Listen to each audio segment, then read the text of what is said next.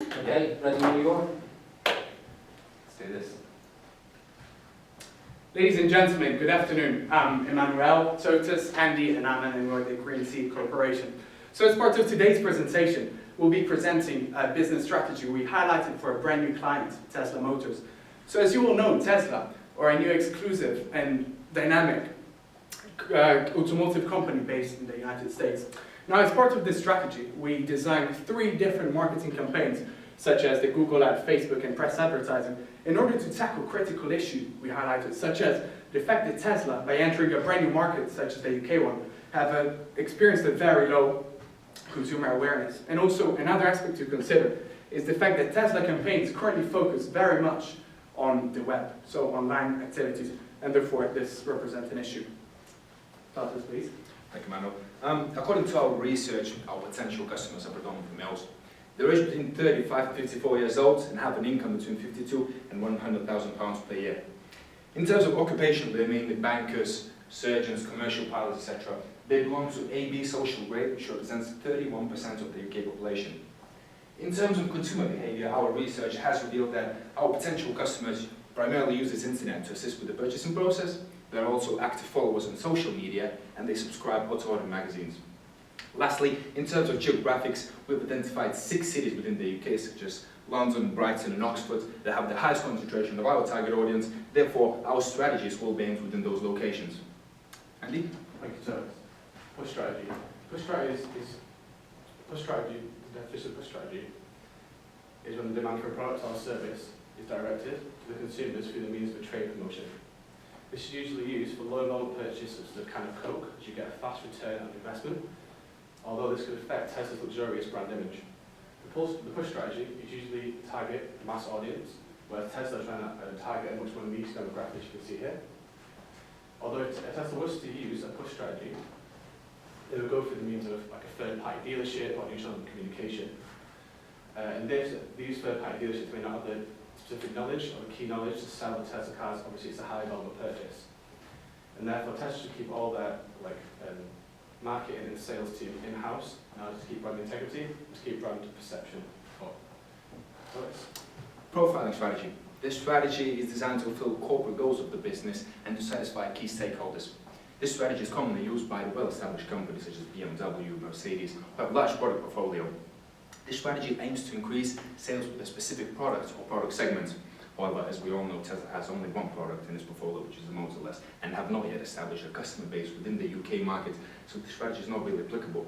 However, moreover, a slow brand expansion and low brand awareness within the UK market is another barrier. Therefore, Green Seed Corporation does not believe that this strategy should be used in order to achieve these objectives. Emmanuel? Thank you, Totus. So as my colleagues just explained, we don't believe personally that push and profiling strategy are the most appropriate strategy due to, of course, to the nature of the company and its products. We will be using a pull strategy, which is commonly known as inbound marketing, due to the fact that we will be targeting those consumers in the researching stage of the purchasing cycle. Of course, in order to do so, Aman will start explaining the strategy we adopted. Thank you, Emmanuel. So the 3 media tools that we have selected were strategically chosen based on the fact that Tesla's core principle is not to spend too much on advertising. Hence, 2 of our digital strategies are very cost effective but allow us to maximize reach. And the third one is the only one that we'll be investing in more heavily, as you'll see by our media budget later. So the first one that I want to talk about is Google Display Ads. Now this comes in the form of image banners that display on any AdWord enabled website, such as YouTube. And when the user clicks on that, they will be taken to the Model S website, which allows us to tackle the objective of increasing site traffic. Now, part of this, as long as they're part of our target demographic that we put into the campaign, as long as they're from the UK and they're into Tesla vehicles and use our keywords and phrases, they will be exposed to this advertisement. Now the reason we chose this instead of the usual Google ad of paid search is because using Alexa.com, we realised that our organic ranking of keywords are already in the top 3, top 5 positions, so we feel it's unnecessary to invest further to get any higher because you pretty much can't. Now there's a disadvantage with using this tool in that we are competing in the luxury automotive market with the likes of BMW and Mercedes, who of course have a lot higher available budgets than us. And as Google runs on a bid system where you allocate a budget per day, their ads may be shown more frequently than ours if they have similar keywords to us, which they most likely do. However, there are a major disadvantage in the feature of this tool called remarketing, and what this does is it exposes the ad to users which have visited our website previously, regardless of what they've searched into Google, as long as they fit our target demographic. And this is important when we consider a statistic on Intel that states 49% of people visit a website 2 to 4 times before actually making a purchase. So it's very important for Tesla's return on investment to use this tool, we feel. Emmanuel, you go to the next strategy. Thanks, Alan. So the next strategy we developed for Tesla is press advertising. Of course, we believe that this was the most appropriate strategy due to the fact that we want to expand our reach, and we believe that some of Tesla's consumers are not as active on the web, and therefore we believe this is an appropriate strategy. Now, in order to do so, we developed this strategy as a form of a partnership with one of UK's most famous and known automotive magazine, which is called Car Magazine. Now, some of the way we intend to run this campaign is by creating 4 different versions of the magazine, each of which will be covering a different aspect of Tesla's vehicles and Tesla's company. This, of course, has as objective the fact to tackle the fact that low consumer awareness in the UK is a fact that Tesla has to consider. Now, Press Magazine has a few disadvantages which have to be considered, such as the fact that it cannot be tested and the fact that it can only be distributed on a national scale rather than on a regional one. However, we also do believe that advantages will bring great benefits to the brand itself. Some of them are the exposure. So we know that Car Magazine in the specific has 140,000 readers per month, which is an incredible high number, of course, due to the press advertising campaign. There's also a factor of influence that needs to be considered. So 7% of Car Magazine readers are believed to be looking to buy a new vehicle, which of course is great due to the fact that our main objective is to increase our return on investment. Another aspect to consider is the status. So we need to consider that Tesla is entering a new market such as the UK one, and the association with a reliable and well-known source such as Car Magazine would definitely bring great advantages to the brand itself. Amen. Thank you, Emmanuel. So the final media tool that we selected is Facebook advertisements, and we decided to split this into 2 separate strategies/campaigns. So the first one will be to tackle the objective of increasing Facebook followers by 25%. Now currently our Facebook page has 795,000 fans, and of that only 5% are from the UK, which indicates a low brand awareness in this market. So what we want to do is have a Facebook ad specifically targeting those, of course, within our demographics, geo-targeted to these locations, but also people that show that they like Tesla, the Model S, the Roadster, and Elon Musk are all very specific Tesla-related things. And we run a mock campaign on this on Facebook and realised there's a potential reach of over 400,000 people, which will actually allow us to meet the objective of reaching 25%. Now the second strategy, the second campaign would be on a broader scale, and we'll target the objective of increasing site traffic. So we'll have another Facebook ad where when the user clicks on it, they'll be sent to the Tesla Model S website, which will allow us to increase traffic. And this will target the same demographic in terms of age, range, and occupation, but it will be on, their interest will be broader in terms of they'll like Mercedes-Benz, BMW, innovation, electric cars, luxury cars in general. And from running a mock campaign on this, we realised there's a potential reach of over 1 million people, which will allow us to have a lot more traffic to the website and indirectly new fans to the Facebook page for future campaigns. Now there is a disadvantage with this tool in that it does need a lot of testing and monitoring on a daily basis to ensure the different images of the campaigns are working well. As you'll see from the Gantt chart, we are planning to do tests, and that could take a lot of time from Tesla's marketing team, and they might not have the resources to do that.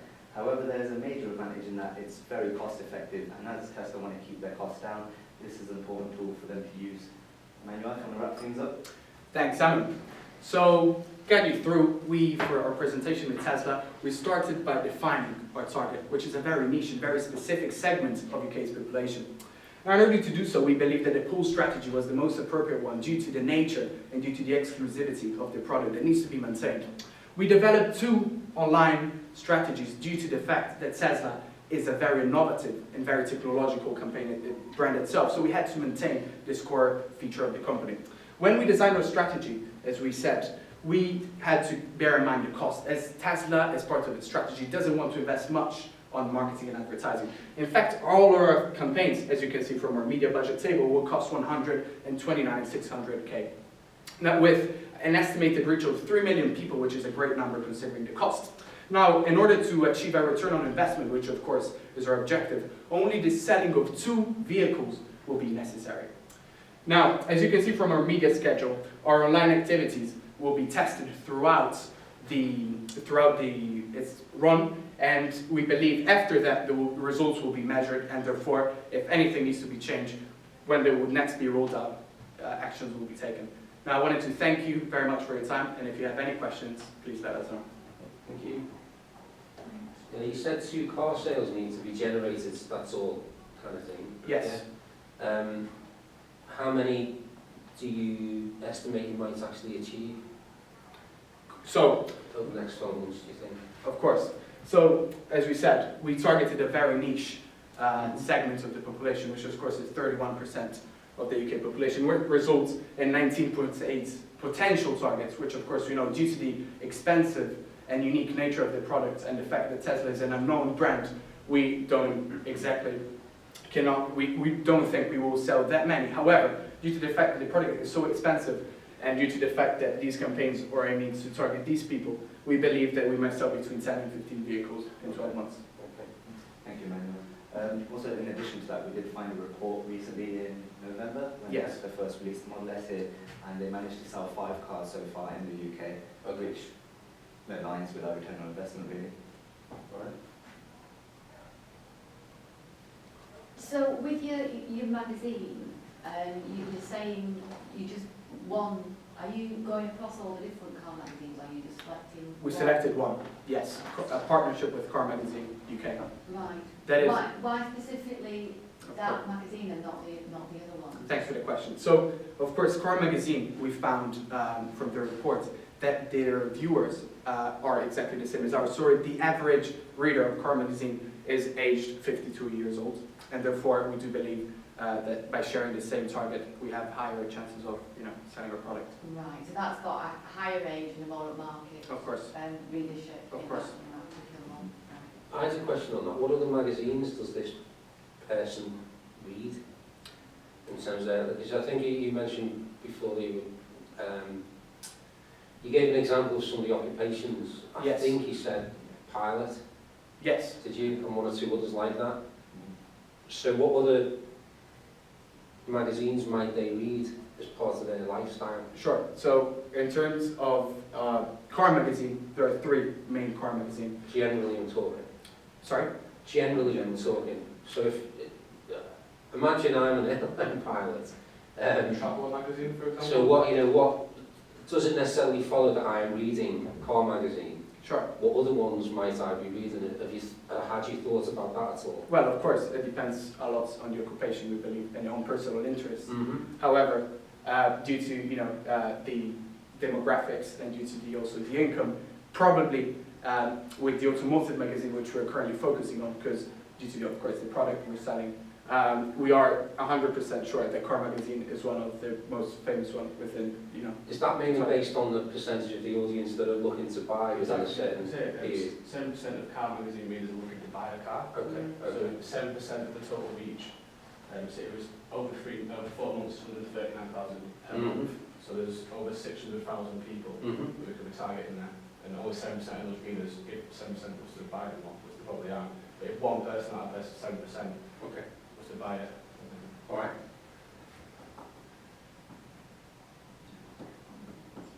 All right.